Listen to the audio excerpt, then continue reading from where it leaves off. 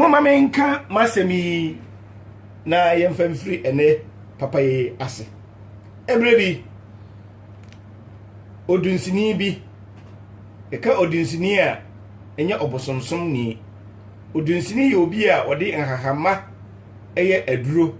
ema obi timnya ayaresa. Eba se okoto ewra bi a oyare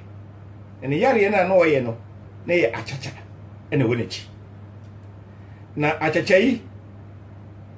na edi oba ni nya ema na ho ofa ekura no eyiraaye ema na ware eho ye den ne odinsini eka kire ababa oyi se obetumi aboa no eno kwasem ni oye nyankomade meka nyankomade a kyese oye aduro ema na chacha no efiri ne sokoe na chacha ne firi ne so no kwasem ni wohwe oba no a utumi se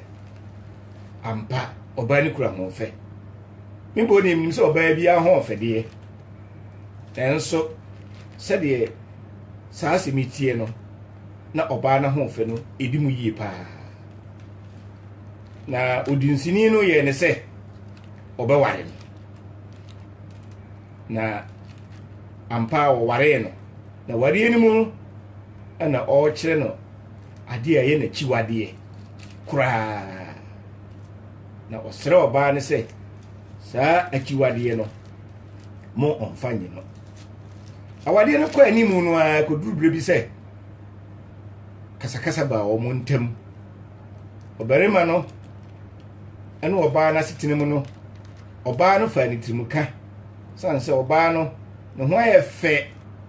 na ne kwasem ni na otimu se eni nipa bebre ni gye ne ho a kire se ohwe ne bema no a one nam no a omfata no kra enti brebi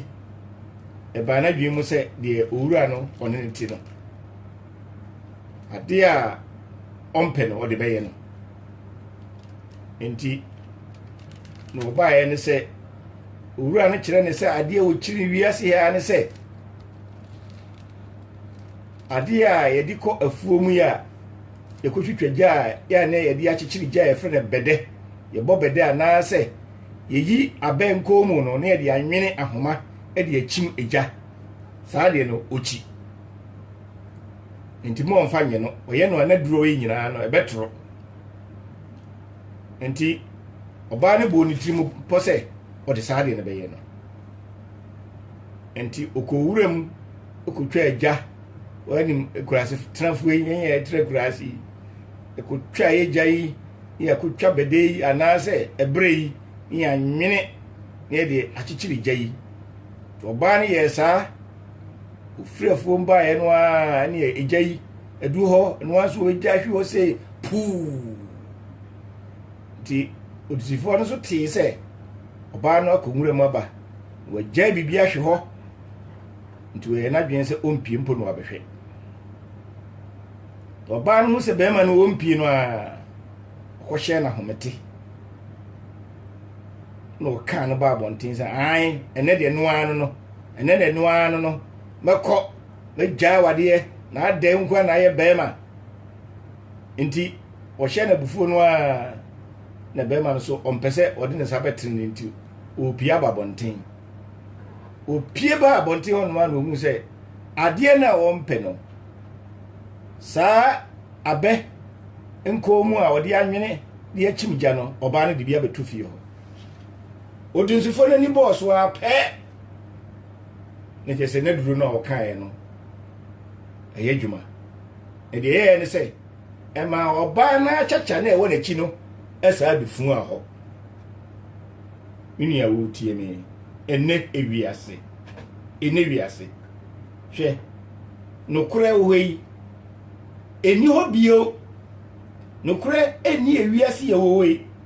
na mu de wo efekuom ni se ye de no kure aye afefadie bi aye de daada ye ho ene ye kan yi a ade a enye no kure ye mu no kure ya dare no kure se broni se double talk chese akoye ntantanta ye frɛ bibi se spinning master chese ene nokure no ye didi agro hwɛ ene nipa ni ye ne se papa wo hoi eno ene ye didi esumase no ma eno ne ye de nipa eno ne ye de se nipa eno ne ye de se nipa atenka kura ye de bone adane papa nanso ye hwa papa ho tie no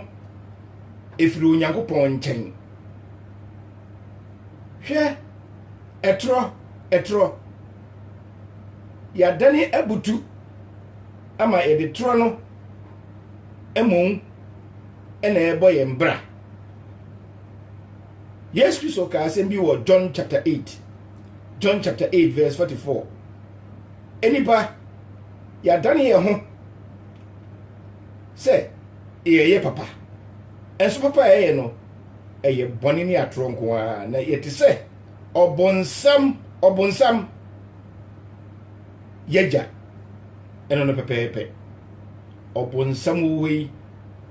wɔyɛ ɔtoro ne daadaafoɔ nyinaa agya saa asɛm ne Yesu Kristo kaa no John 8:44 ɔbonsam yɛ naadaafoɔ nyinaa agya saa so na ɔsomafoɔ Paul so kaa asɛm bi wɔ 2 Corinthians chapter 11 verse 14 no poso Paul kae wɔsi yɛnyɛ nwanwa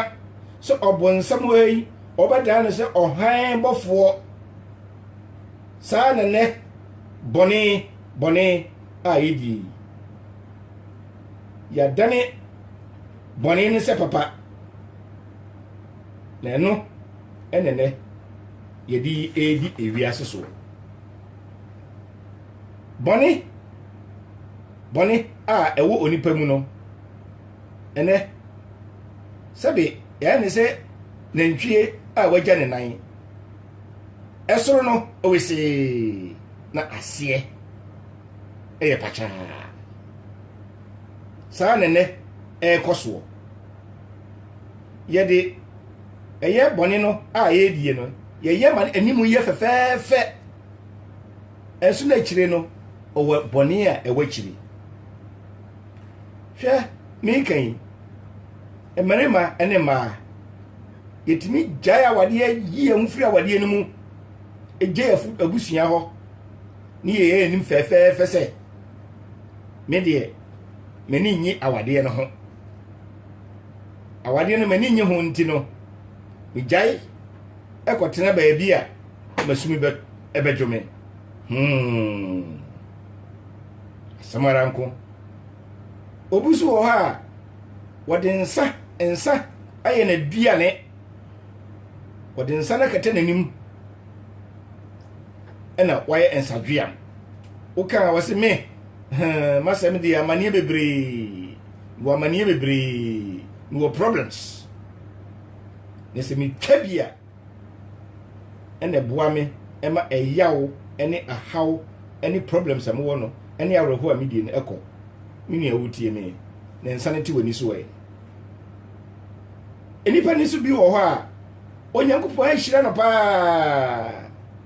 nanso nhyira na wɔnyɛ firi nyankopɔn hɔ no wɔde saa nhyira no mu bi no ɛbɛyɛ awurade adwuma no daabi da France ni si ne poa menua ni ɔbɛyɛ ne sɛ ɔkata n'ani ɔnyɛ adɔyɛ biara ɛmɛ nyankopɔn deɛ ɔbɛka ne sɛ o sika ɛmɛ nyɛ deɛ me bɔ mmɔden asaa deɛ yɛ adwuma no bi aka ho na sɛ menyɛ sika no kɛseɛ a ɛne no ma bɛyɛ adɔyɛ kɛseɛ ma onyankopɔn me nua wotie me kae sɛ ɔkyena ɛni hɔ ma wo tie ma sɛ mema me yie paa biribiara ne wiase ha a ɛkyerɛ yɛn sɛ hwɛ bɔne wɔ hɔ yi woyɛ a wobɛnya wo ho tɔtɔtɔɔ bɔne ɛyɛ naadaa obi a obegya awade obetwe no ho afiri na busua ho no onya ni gie da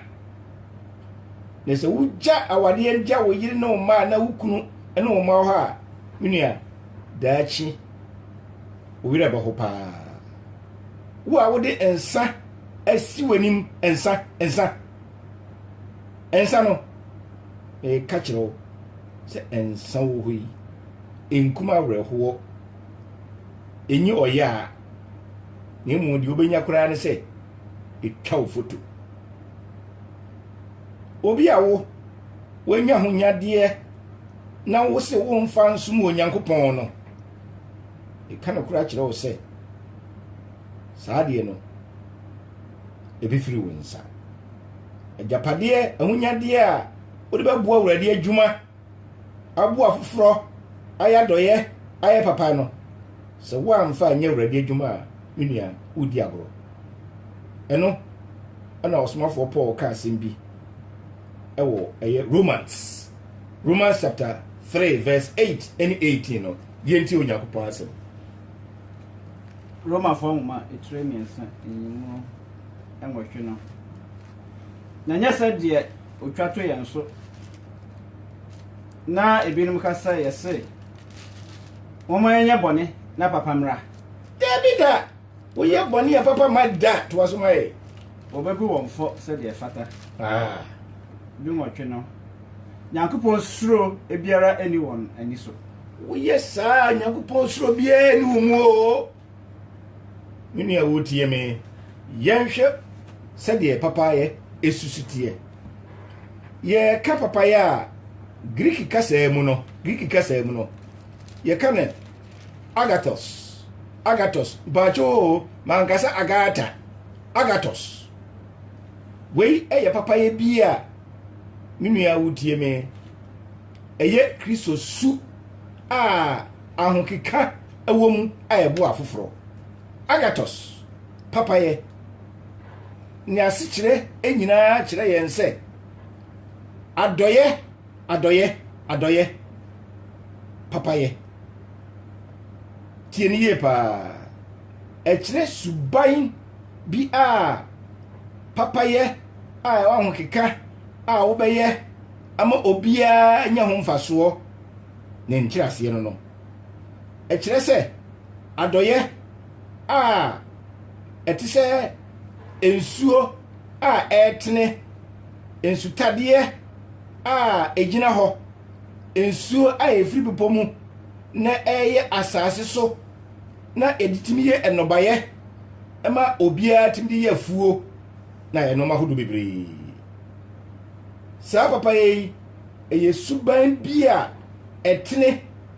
na ema obia nya ho mfaso papa ye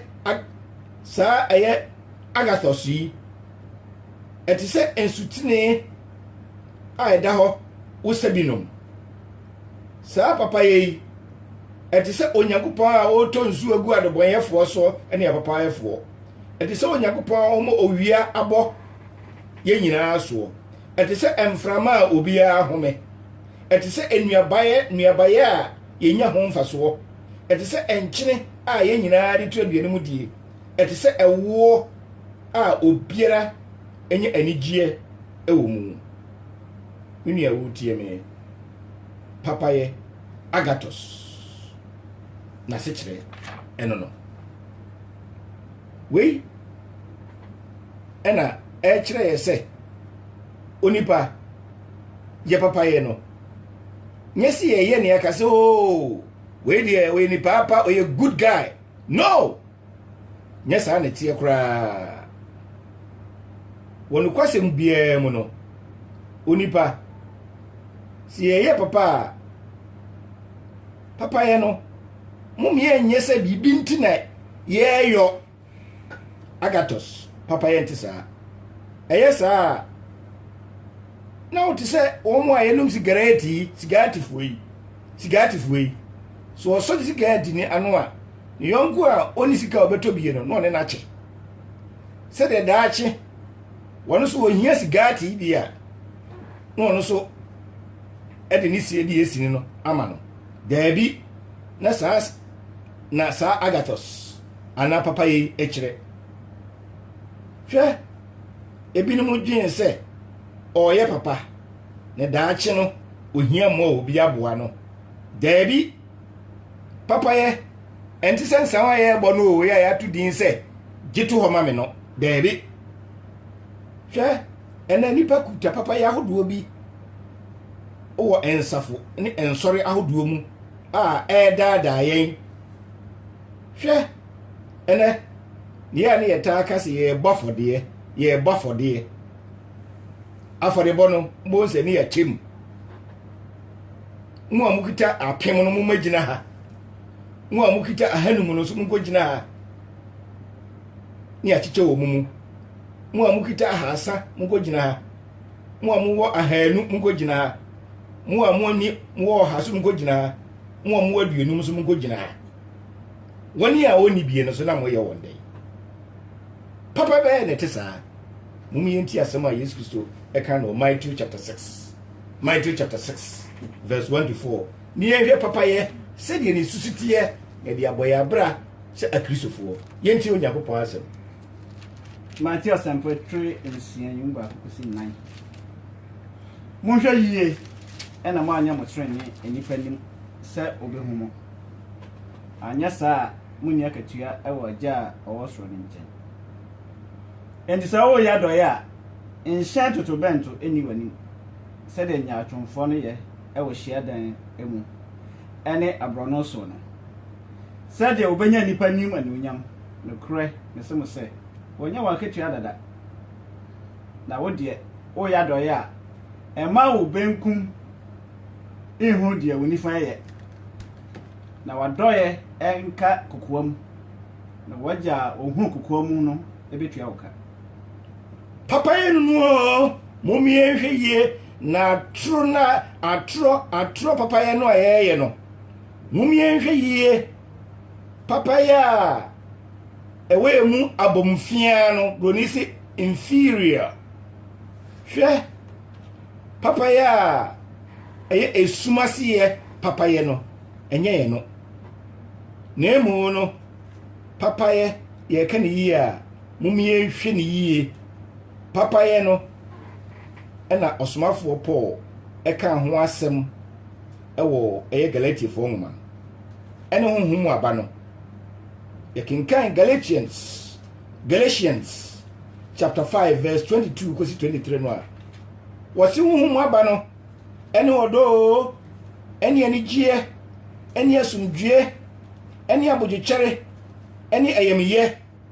ene papa ye no ene yedu papa ye so asem papa ye no eye Onyankopon papa ye eye muye eye Onyankopon suban a eni awie ye kura agathos ekire ye nse no kure papa ye a etinti se suda agathos edi se Onyankopon eye muye a ewa na montuo ema adasanyina agathos eye no kure die a ema onipa ye otenefo na wo ye no kwafo awa brabom agathos eye muye eye ade a wuyi wakoma mu na etene ewo man nyina agathos ema wo onipa no a wo ye adoye no wo ye papa ye no ema wankasa otimu se wankasa no o ye adepa ama mfaso abaso nemu no agathos no enye se wo ye ama wo ho na wa yie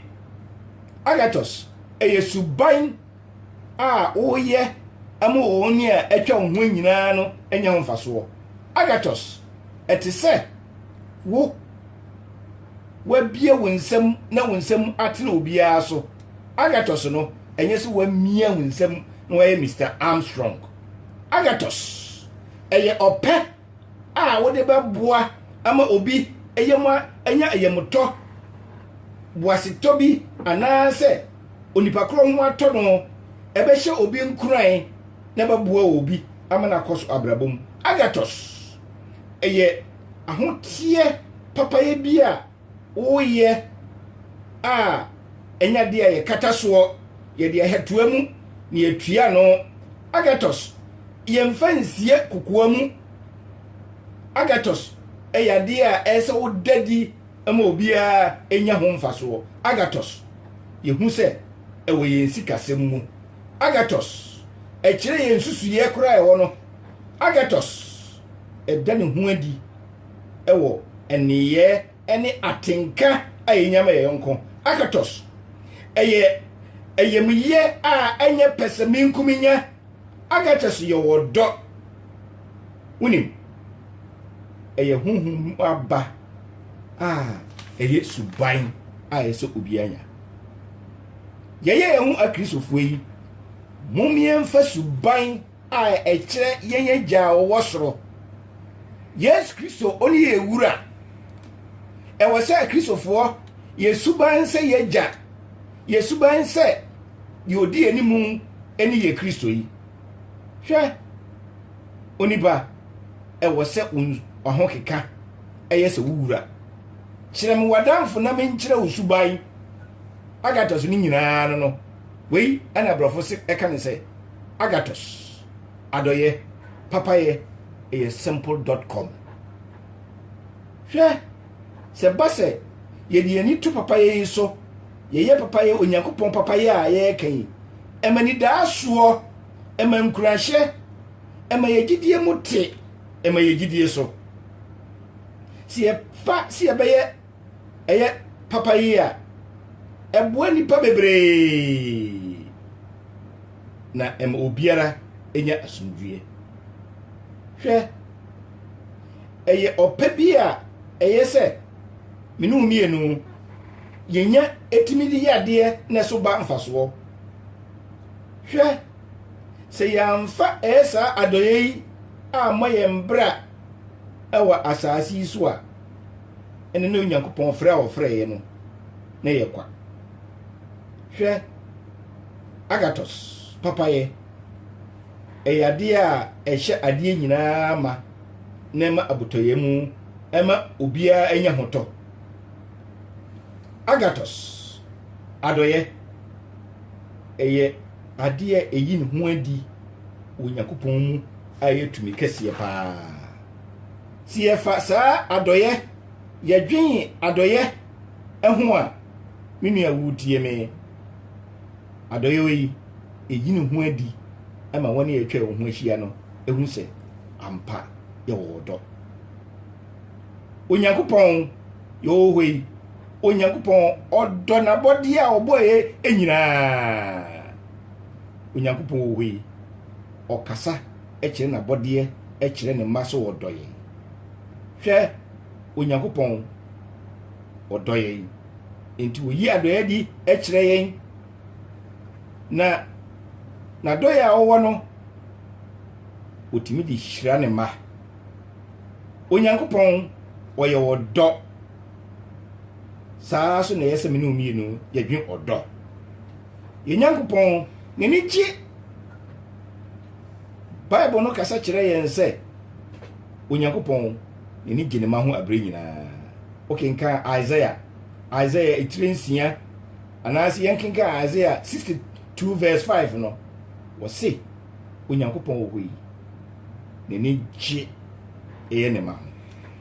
yemfa saa kwanya ni yenkenka asem bi a ewo Matthew chapter 18 verse 13 and 14 no onyankopon Yesu Kristo wo kire eye anigie bi eye adoye ewo ne ma ho Matthew sample trading what you dumiensa eni dunai na sabasa ohunu a no kra me semo se na ne gye ne ho esen ado kronkron a wamfom kwan sana enye ade a eja ewo soro no pe esen nkoma yim baako ebeyira sa wei eye odwanfo a ni nwae ohayira na ohano a ayira no tese eno na ewo ne nsam baako pe enga ohwemu a wonyirae nanso me sinisi agya kire o se enipa yenyina yira eso nyakopon egya yenyina ho ekope nipa ba ko pe no kura wa pe na kira kwan asema me kan asem sebe no se obakofo yira akura Onyankopon ko hwehwe no a ne ne gye de se wo a wuti Onyankopon asem de se wuti asem yi nenne nko ampo usa kire wadwen na dodo na aka nyina di tro kura no a Onyankopon ne ni wo so mini a wuti manyumre e wo se ye fa adoye se ye Nyankopon oboye no Onyankopon wo yi e na maka no ne ni gina body ho atinka wo adoye mu no e ya de pa eno no emasuban bi a afoforo a ewo ho nyina atwa ho ahia no otimi ehu se ampa odo oye a yanyama me eye odo soronko se basi ye nua bi eye yade wotan yen wo hye enibre wode nsam to ye so kura no a nua nse unua otwuntwan wani amu gu ani masem ye a ye de ne se ewo se inya adoye ma no ebinumu omutimi ejina saa boni a ye yonko be ye won no kura no wose wunti kura ma gya sori me nkwa sori bi okura debi minua wutie me na saa na kire ne kasa kire hwe yankinka bi ti say Luke chapter 6 verse 27 ekosi 31 no yenti Onyankopon asem Lucas and Patrice and you mo do no so ko se de san ba ko no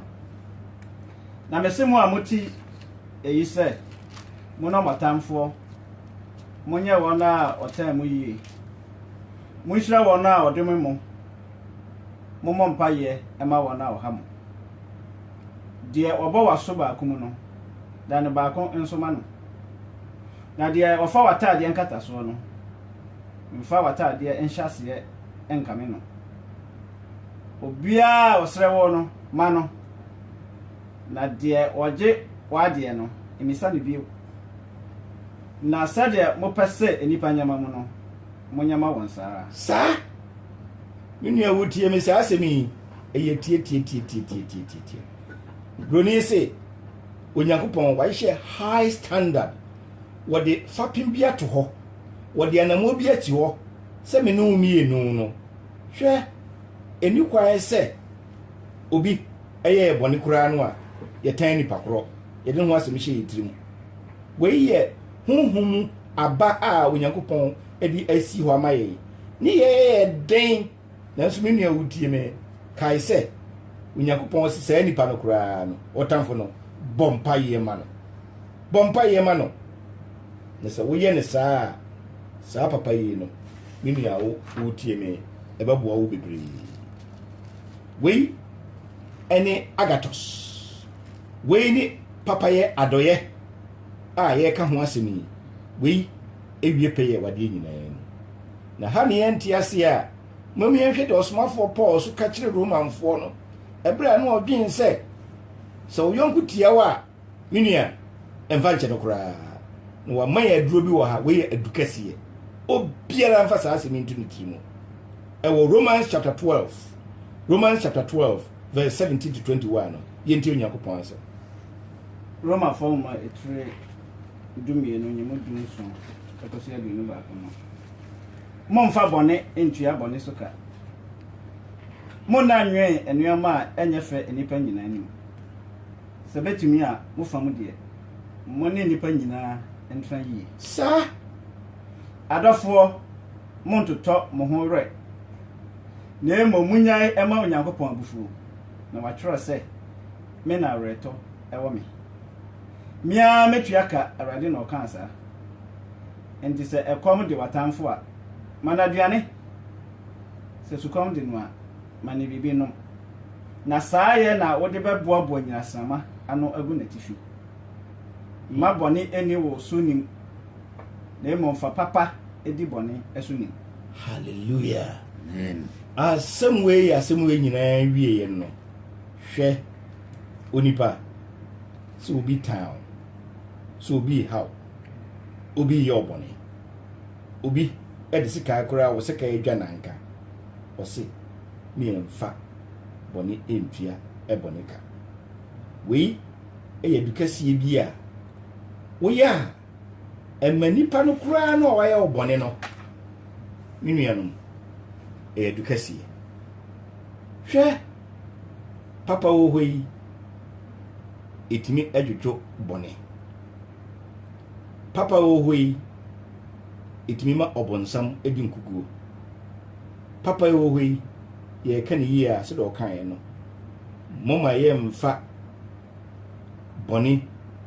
wo hoi entua bone ka onyankopon se wona na reto ye no moma bone ni ye nso na emu no moma papa he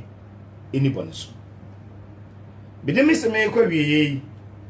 bia na oye didi pechi te seme na wonte saa ensemi yase na me de taxi driver bi ene labor officer bi asemi ade ye mfato ebre bi be 1962 wa enkra bonten so na labor officer bi na o kwadwuma saa de ne nsuo atọ won Ghana kwan atache nsuo tata kwan mu ene taxi driver bi so ono so eja wokọ no akọpadwuma wokọ no a ntemo opening ti no na nsuo bi tade bi da kwan no so ene eno an so odi kai shi na wura yi a onam kwa ho a wokwadwuma yi wahya atare fitaa wadane kwa ne bi wahya na atare fitaa na odi nwahoma tuntuma bonu ko mu wonhwe na atare yi a na atare nyina na afọ peche ije se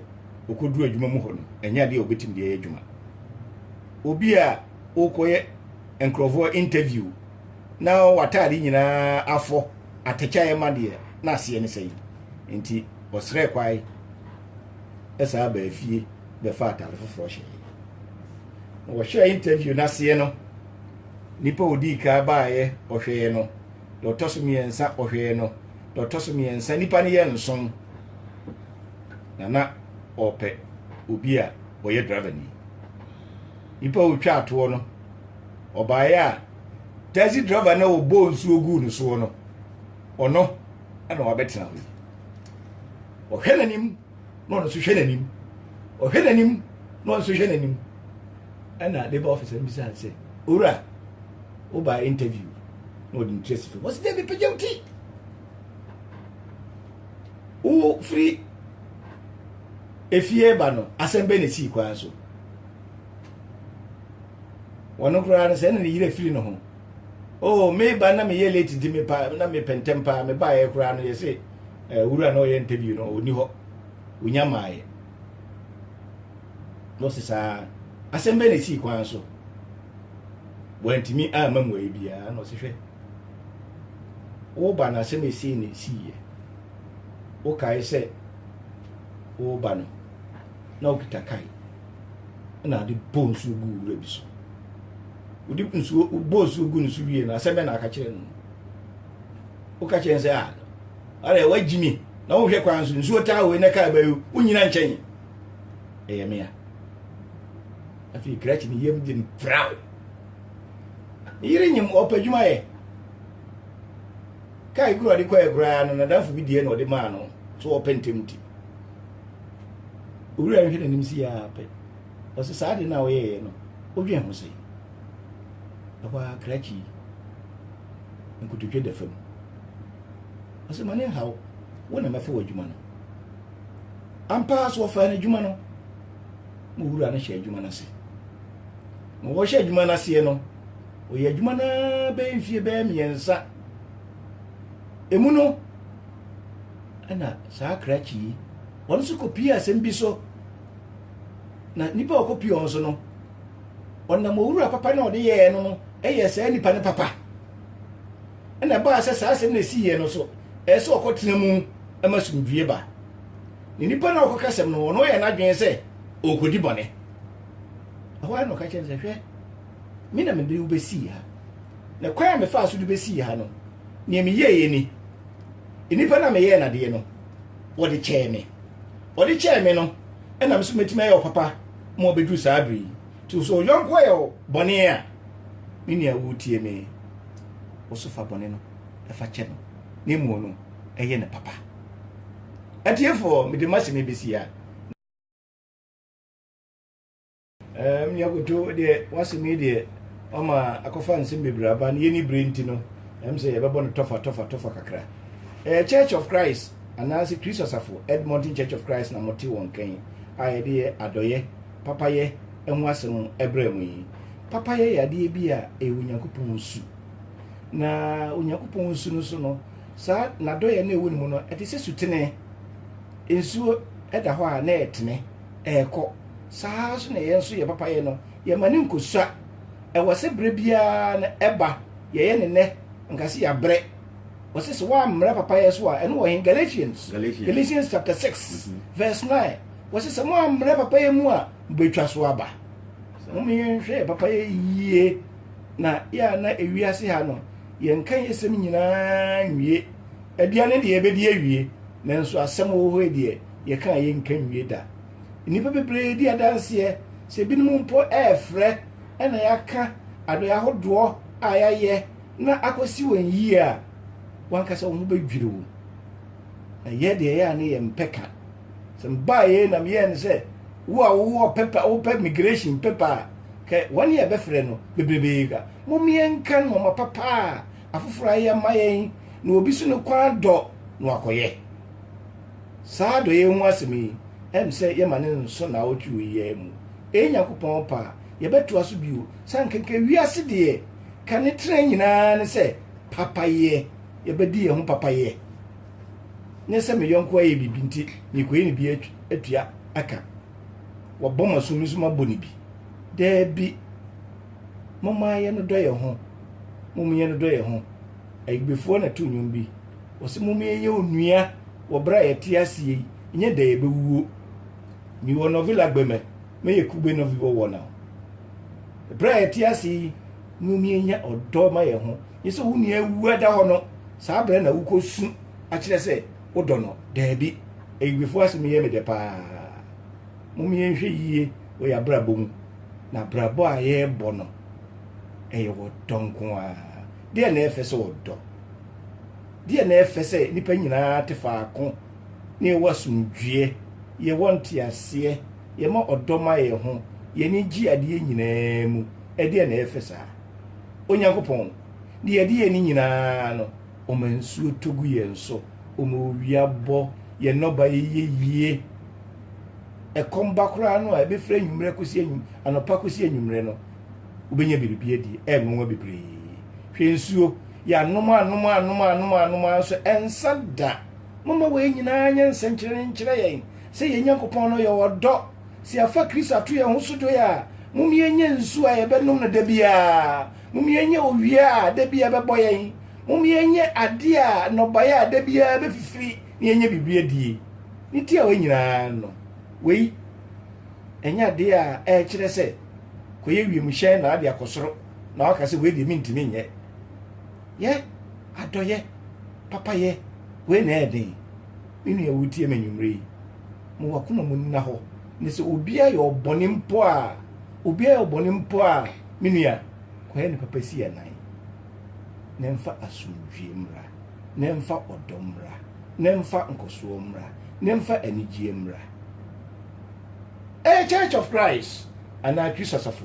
na din sempe ibrem mo hwehwe e kira kwan ye telephone number ni 07956 960070 Mrs. Udiebio 07956 960070 ene 07869 407015 07869 407015 Christmas afi e wo man nyina wo elene fasuumi ebi wo Friday ebi wo Bicham asafi bi wo Tutin ebi wo Lewisham saa so na asafo yi ebi so wɔ Stratford, ebi wɔ West Ham, ebi wɔ Thamesmead, na asafo yi ebi so wɔ Camden Town, asafo yi bi so wɔ Wimbledon, asafo yi atu atese ɛyɛ Tottenham Church of Christ for ɔmo pɔ deɛ ɔmo yɛ nsɛmpaka trɛ wɔ bosom yɛ bɛba yi September 23rd and 24th yi ɔmo to nsa frɛ ɔman de hyɛ biara sɛ mo mmra mɛtie nkwagye asɛm a ɔmo de ato hɔ Nyankopɔn de ato hɔ sɛ adasa biara ɛmfa so nkwagye kwan yɛ baako pɛ ɛso nɛ no ama Kristosom abagyebe obiara dwen sɛ wɔne deɛ ɔyɛ biara no ɛno ano wakoma mu daabi nkwagye nyɛ deɛ wobɛsusuo ɛwɔ twerɛ no kwan so Nyankopɔn de ato hɔ ama yɛ menua wutie me nsɛ nyɛ ɛsom biara na yɛ ɔsom saa so na nyɛ asɔre biara so na yɛ asɔre mumie hwɛ ne yie na saa sɛ me yɛ kɔfa ba ya na binom abɔfono muma ne nyɛ mabɔfono na nokora saa na tie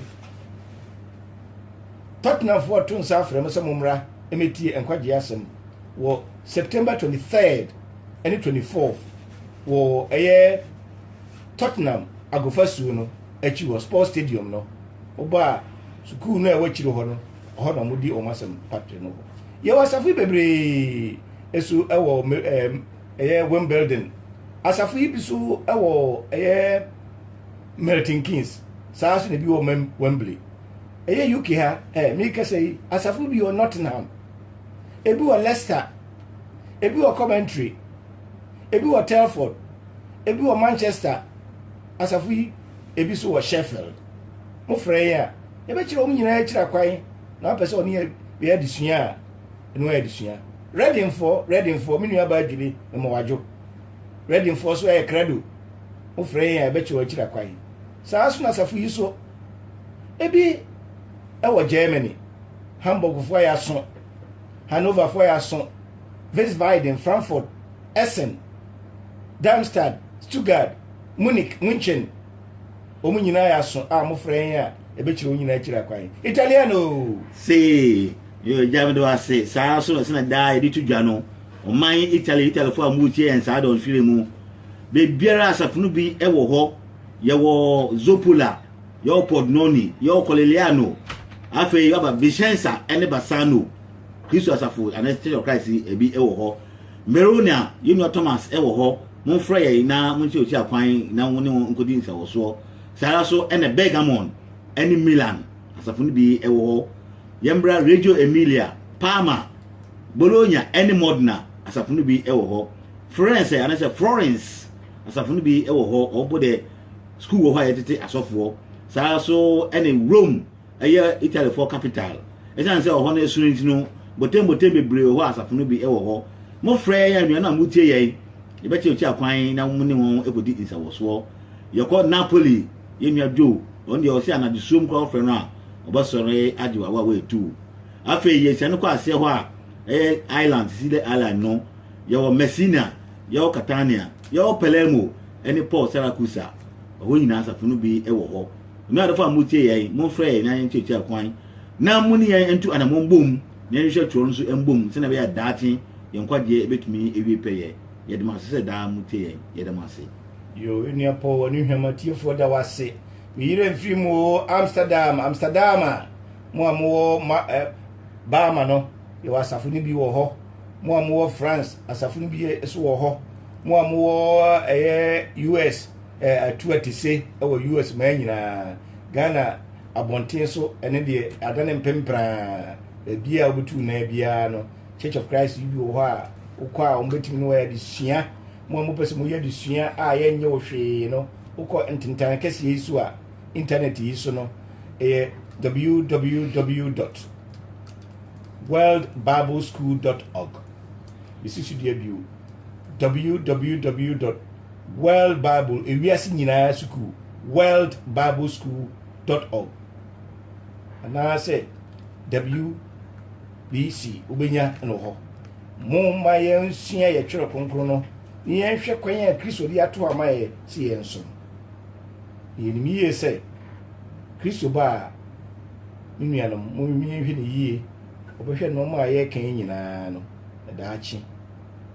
ɔte yɛn ho mo de ama yɛ Anwummerɛ yi yɛne a mote yɛn kan onua pa onya akona mote nka a wɔde mpaebɔ ɛne ɛho nsunsuasoɔ ɛde maa yɛn onua akoto sina mote ne nka a wɔde akenka asɛm ɛne nsunsuasoɔ maa mo yi ɛyɛ me oti akɛntɛn na mede nsɛmpa yi brɛ mu adom mobrohu ne asomdwie a ɛfiri Awurade Yesu Kristo ɛne yɛn tradaa yɛne mo adi nkra